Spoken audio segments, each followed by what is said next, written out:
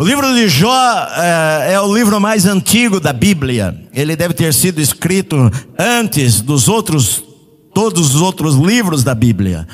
E Jó, este livro aqui, a gente não sabe exatamente quem o escreveu, mas houve várias pessoas que chegaram a pensar ao longo da história de que uma história tão impactante como a história de Jó deveria ser uma ficção e não uma história real.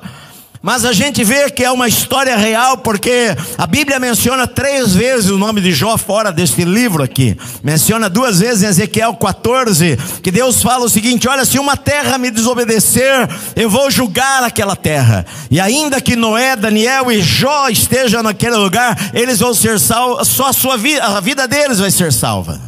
Então Deus menciona Jó como um personagem real.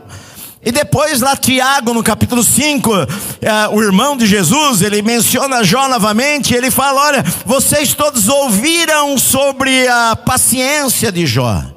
Mas quando a gente lê, a gente vê que dos capítulos 13 em diante, muitas vezes Jó não é assim tão paciente.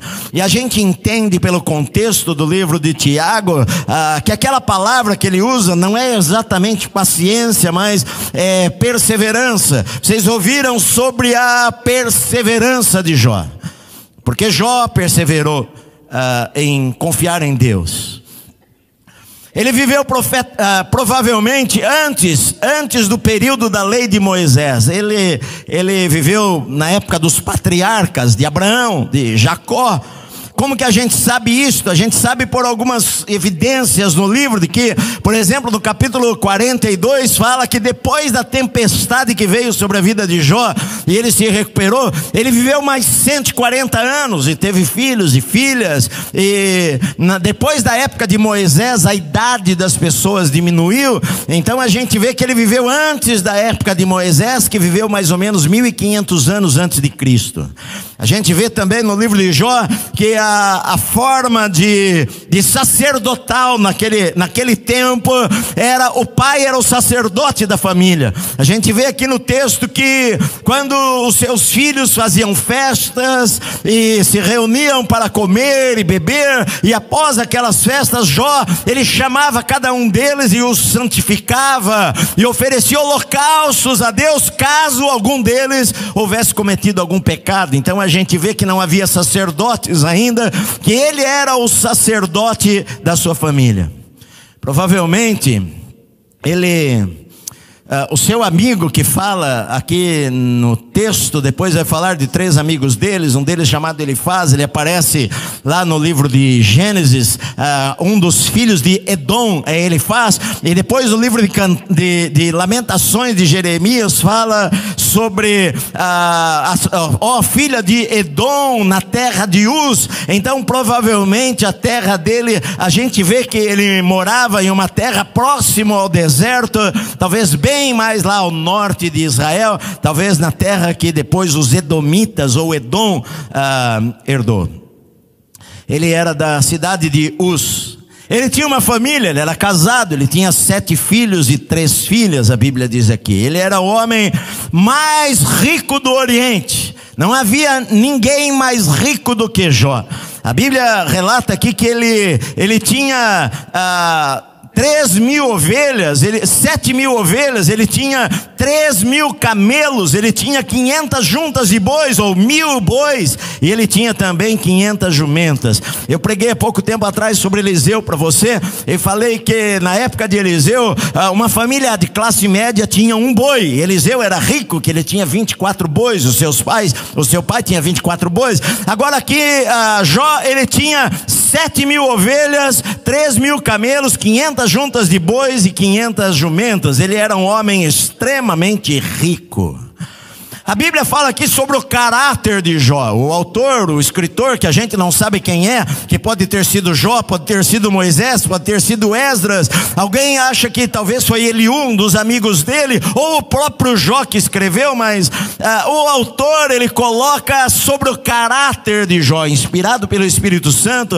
Ele começa a falar que houve um homem na terra de Uz, cujo nome era Jó, homem íntegro e reto, temente a Deus e que se desviou desviava do mal. 4 coisas. Ele era um homem íntegro. O que é ser íntegro? É não ser desonesto, é ser correto nos negócios, na vida, é não trapacear as pessoas, é ser verdadeiro, é falar a verdade, é ser um homem íntegro, um homem honrado, um homem reto. A Bíblia também diz que ele temia a Deus e que ele se desviava do mal, ele procurava viver uma vida que agradasse ao Senhor, e ele procurava viver uma vida de santidade, ele amava a santidade. No versículo 8, quando Deus fala com Satanás, Deus faz uma pergunta para Satanás e diz: olha, você viste o meu servo Jó? Deus o chama de meu servo, que é uma palavra atribuída a poucos no Velho Testamento. É uma palavra que fala sobre Moisés, meu servo. Geralmente essa era uma palavra usada para profetas, para reis como Davi, o meu servo Davi. E Deus fala: você viu o meu servo Jó? Porque ninguém há na terra semelhante a ele. Não há ninguém na terra semelhante a ele. Se ele viveu na época de Jacó, filho de Abraão, ele era mais crente do que Jacó, ele era mais crente do que as pessoas. Deus falou: olha, não há ninguém na terra igual a ele. Homem, e repete as palavras do autor no versículo 1: homem íntegro, homem reto, homem que teme a Deus e homem que se desvia do mal. Então olha só, Jó, ele tinha tudo na sua vida. Ele era um homem bem sucedido, ele era um homem correto, ele conseguiu as coisas pelo seu trabalho. Ele era um homem que temia a Deus, ele era um homem que se desviava do mal, ele era casado, ele tinha 10 filhos, ele tinha muitos servos. A Bíblia diz que as pessoas que trabalhavam para ele, a palavra diz assim, olha, era muito numeroso o número dos seus servos. Nem diz quantos servos tinham, mas ele seria hoje um homem multimilionário. Não havia alguém mais rico do que ele em todo o Oriente. Tinha tudo o que as pessoas sonham na vida em conquistar. Ele tinha, ele era feliz, ele amava a Deus, ele servia ao Senhor, ele amava os seus filhos, ele orava, ele sacrificava, ele fazia holocaustos ao Senhor, ele tinha relacionamento com Deus, ele procurava santidade em sua vida, ele queria viver para agradar a Deus. E aí vem as perguntas: por quê? Por que acontecem estas coisas? Por que coisas ruins acontece a gente boa? Quando acontece uma coisa ruim com gente má, a gente até fala: bom, ele fez isso, ele está colhendo o que ele plantou, ele está pagando o preço pelo que ele fez. Mas quando a coisa ruim acontece com alguém bom, a gente fica sem respostas. O porquê que isto acontece? Porque Deus, onde está Deus nesta hora? O Senhor me abandonou? O Senhor me deixou? O que Deus permitiu? Aí surgem as perguntas. Eu não posso acreditar num Deus bom que permite essas coisas. De duas uma, Deus não pode ser bom e poderoso ao mesmo tempo, porque se Deus é bom e se Deus é poderoso, se Ele é bom e tem poder para fazer, Ele não deveria permitir isso daí. Se Deus é bom assim, Ele não deixaria uma criança nascer com aquela doença. Ele não pode ser bom. Ou se Deus é bom, Ele não é todo poderoso, porque Ele é bom, mas Ele não consegue resolver, Ele não pode resolver. E se Ele é poderoso, Ele não é bom, Ele é mau, porque se Ele tem um poder para resolver, Ele não resolve, porque Ele não é bom, Ele não se importa. Mas a gente vê que a Bíblia fala que Deus é bom e que Deus é todo poderoso, e eu acredito que Deus é bom e que Deus é todo poderoso. O problema do sofrimento no mundo, que envolve todos os seres humanos que estão nesta terra, chama-se pecado, mas não pecado que talvez você tenha cometido, porque na época de Jesus se pensava o seguinte: alguém está sofrendo por causa do pecado.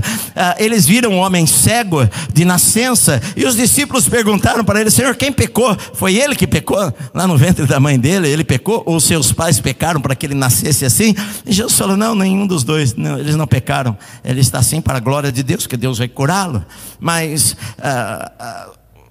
o pecado o pecado fez trazer isto. Nem sempre o pecado meu me traz o sofrimento, mas o pecado que veio, Adão, o fato de Adão e Eva terem desobedecido a Deus, entrou na terra a maldade, entrou na terra a morte. A partir dali o homem passou a morrer, a não viver mais eternamente nesta terra. Entrou a doença, entraram as dores, entraram os espinhos no lugar das flores, a terra se modificou, entrou o sofrimento. Logo na primeira família, Adão e Eva tinham 2 filhos, e um filho mata o outro, e Caim matou a Abel.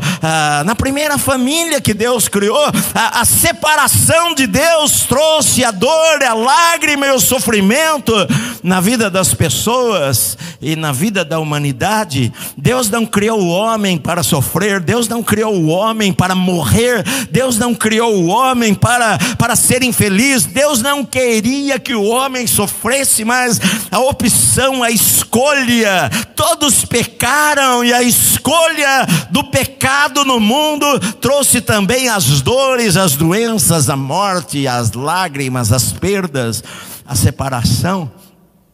E aí você pergunta: mas se Deus é onisciente, Ele sabe tudo, se Deus é bom e Ele é poderoso, por que que Ele não criou o homem então incapacitado de pecar? Era simples resolver, era só criar o homem de maneira que o homem não pecasse, e aí não teria problema. Mas como é que você vai saber se você ama Deus, se você é programado para obedecê-lo? Você é programado, você nasceu para amar a Deus, e não há possibilidade de você ter livre arbítrio para fazer as suas escolhas. Deus não quis isso daí. Deus não quis criar marionetes que obedecessem porque são programados para obedecer.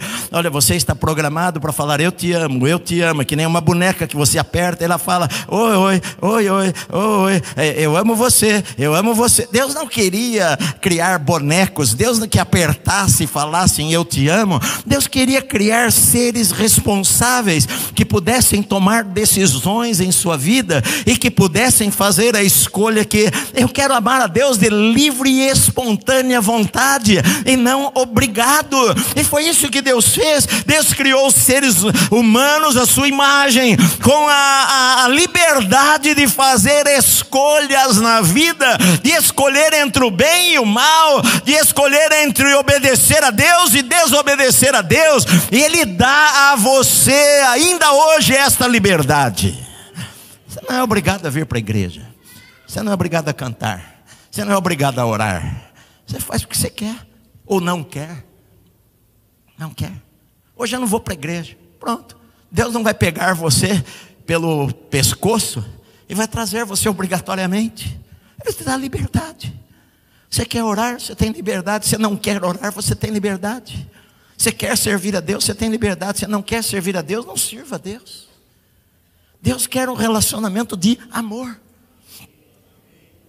Mas esta liberdade levou ao pecado, e o pecado trouxe a dor, e o pecado trouxe as lágrimas, e o pecado trouxe a separação, e o pecado trouxe a morte, e o pecado trouxe divisão, e o pecado trouxe tristeza, e trouxe dores, e trouxe sofrimento. Não adianta a gente falar, se Deus é bom, eu não vou servir a Deus, porque que Deus é esse que permite estas coisas na terra. Na verdade, a Bíblia não mostra aqui, a vida não mostra o que acontece por trás dos bastidores.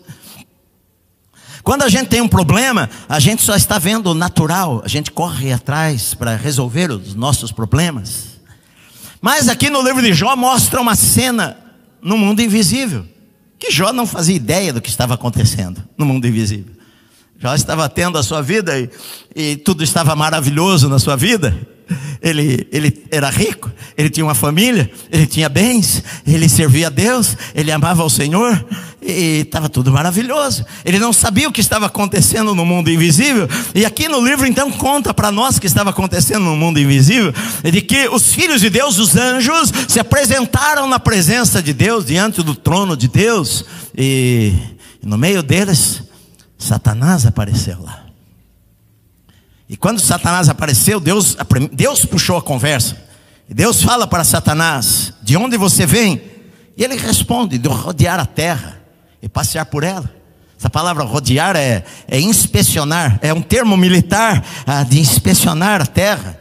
Ele é um andarilho que vai de um lado para o outro, dando voltas na terra, de inspecionar. A palavra usada para fazer censo de pessoas, observar. É isso que ele faz. Ele não é onipresente, ele não pode estar aqui do outro lado do mundo. Por isso que tem milhões de demônios que estão. Eu não sei onde o diabo, o Satanás, o adversário está. Em algum lugar do planeta ele está. Ele entrou, ele não entra, não é o diabo que entra no corpo das pessoas, não, são demônios que entram no corpo das pessoas. Satanás, poucas vezes ele entra no corpo de alguém. Ele entrou, por exemplo, em Judas para atrair a Jesus. Mas esta conversa acontece no céu. E Deus fala para Satanás: de onde você vem? De rodear a terra. E o Senhor faz uma pergunta para ele: você viu o meu servo Jó? Não há ninguém na terra igual a ele. Homem íntegro e reto, homem temente a Deus, que se desvia do mal. E Satanás respondeu para Deus: por acaso ele serve ao Senhor à toa? Vem cá, o Senhor o cercou de bens, ele tem abundância de tudo, ele é um homem próspero, ele é rico, tudo vai bem na vida dele. Agora, tira tudo isso dele, tira o dinheiro dele, e o Senhor vai ver que ele blasfema diante do teu rosto. Ele vai blasfemar diante de você. E Deus falou para o diabo: então você vai, ele está nas suas mãos, mas você não toque na vida dele. E o diabo imediatamente saiu da presença de Deus, e aconteceu todas estas coisas, essas tragédias. Não foi Deus que fez, Deus permitiu. Claro, não acontece nada no universo sem que Deus permita. Não cai uma folha sem que Deus permita. Mas Deus dá liberdade ao diabo para agir até um certo tempo. A Bíblia diz que um dia o diabo vai ser preso e lançado no lago de fogo para sempre. Não vai haver mais pecado. Não vai haver mais pecado. Mas hoje a Bíblia o chama de o príncipe das potestades do ar, o príncipe desta terra, do sistema mundano. E o diabo roubou e tirou todas as coisas de Jó. Na verdade, às vezes quando a gente perde alguma coisa, e hoje em dia é muito comum as pessoas quererem servir a Deus pelas coisas que eles possam receber de Deus. A gente às vezes perde o emprego e já reclama de Deus. A gente perde um dinheiro, reclama de Deus. O carro quebra, reclama de Deus. Acontece qualquer coisa na vida, reclama de Deus. Se não deu certo um projeto nosso, reclama de Deus. Tudo reclama de Deus. O dia que você morrer, família que te ama vai colocar a melhor roupa em você, deixar você bem bonitinho. Lá na funerária vão maquiar você. Todo mundo. Bom, difícil é ver defunto bonito, mas todo mundo fala: está lindo.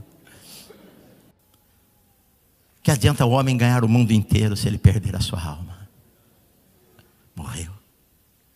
Que nem aquele homem lá, Lázaro, e o homem rico, morreu. Não tem mais nada. Jó, ele não negou a Deus em momento nenhum.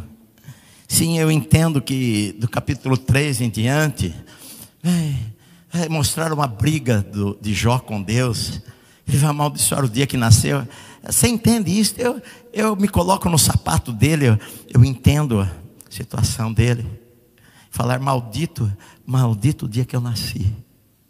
Você sabe o que é dor na vida? A gente não experimentou dor, uma dor assim. Sabe o que o cara falava? Maldito dia que eu nasci. Maldito dia que alguém chegou para o meu pai e falou: nasceu um menino. Eu não deveria ter sido um aborto. Ele questiona Deus, sim.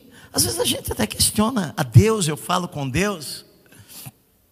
Mas em nenhum momento ele blasfemou contra Deus.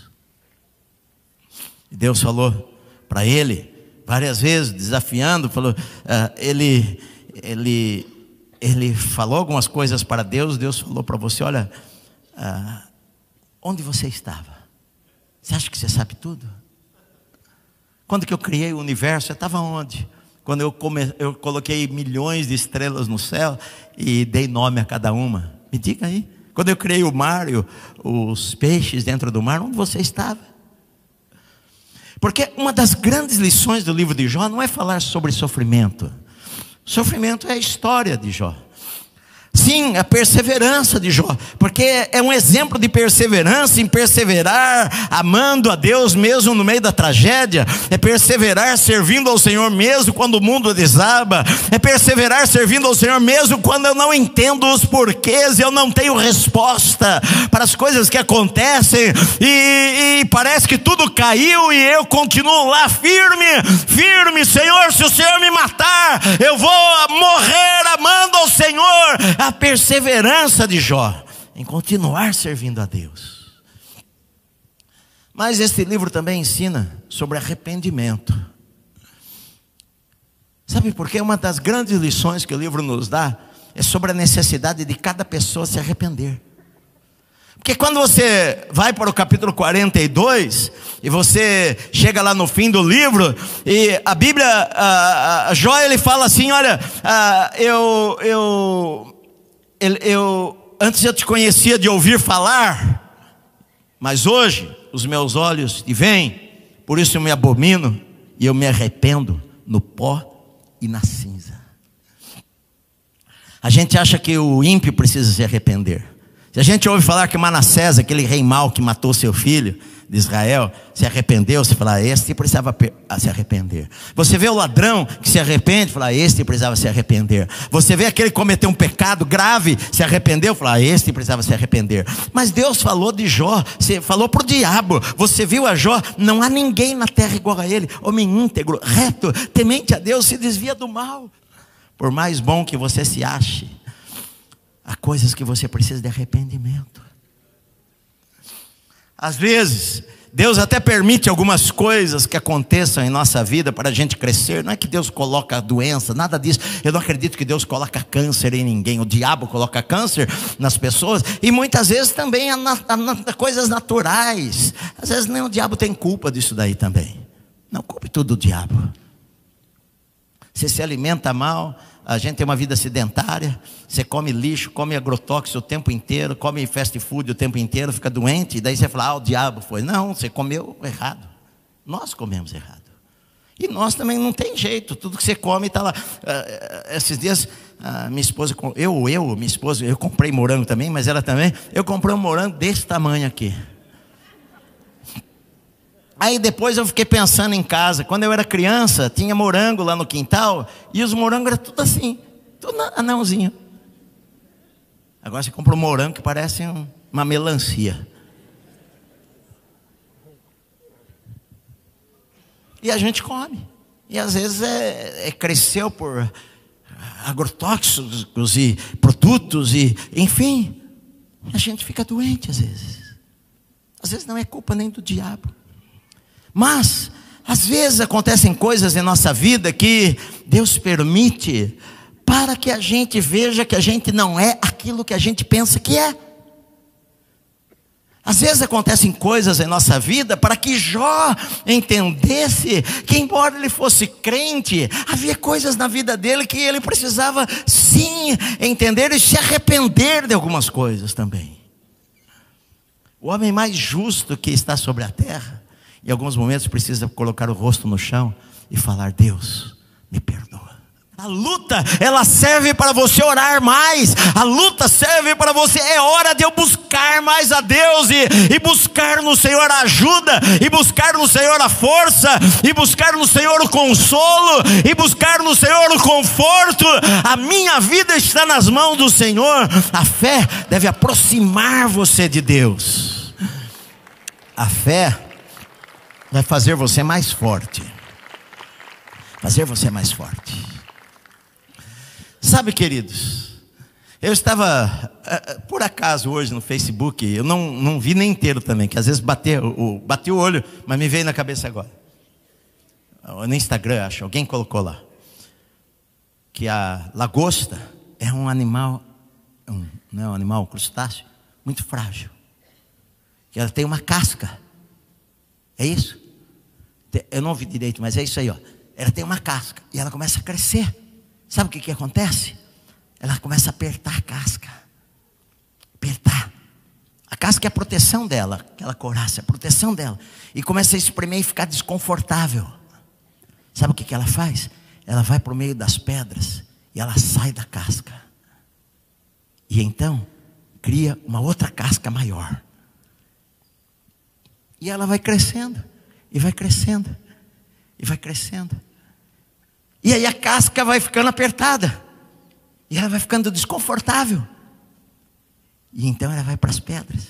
E ela sai daquela casca e cria uma casca maior. E ela vai crescendo. Isso por várias vezes. O que faz ela crescer, se ela ficasse dentro daquela casca, ela ia ficar defeituosa e não iria crescer. O que faz ela crescer é o desconforto. Na nossa vida, as lutas, ao invés de nos jogar ao chão, elas devem nos fazer crescer e nos ficar mais fortes, confiando ainda mais em Deus, confiando ainda mais em Deus. Por quê? Nós conhecemos que a Bíblia fala, nós sabemos que a Bíblia diz que todas as coisas cooperam para o bem daqueles que amam a Deus, mesmo que não entendam as coisas. Nós sabemos que Deus é poderoso para transformar qualquer maldição em bênção. Nós sabemos que o fim vai ser melhor do que o começo. Nós sabemos que as melhores coisas da nossa vida ainda estão à nossa frente, que nós ainda não vimos. Por isso eu não vou desistir, meu amado. Por isso eu não vou abaixar a minha cabeça. Por isso eu vou perseverar até o final. Por isso eu vou confiar ainda mais em Deus e crer que Deus vai transformar a situação e me surpreender com os milagres que Ele vai fazer na minha vida. Por isso eu creio no Senhor.